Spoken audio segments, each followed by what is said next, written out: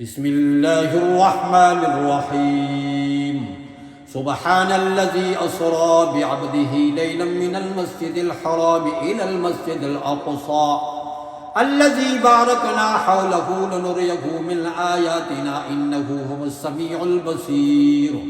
وآتينا موسى الكتاب وجعلناه هدى لبني إسرائيل ألا تتخذوا من دوني وكيلا ذرية من حملنا مع نوح إنه كان عبدا شكورا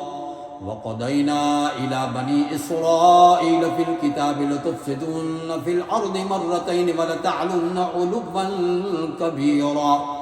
فإذا جاء وعد أولاهما بعثنا عليكم عبادا لنا أولي بعث شديد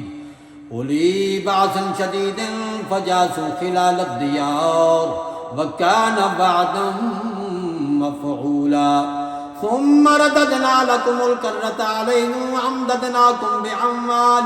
وبنين وجعلناكم أكثر نفيرا إن أحسنتم أحسنتم لأنفسكم وإن أسأتم فلها فإذا جاء وعد الآخرة ليسوءوا وجوهكم وليدخلوا المسجد كما دخلوا أول مرة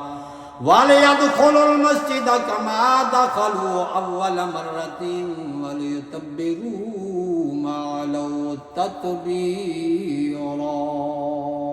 صدق الله العظيم.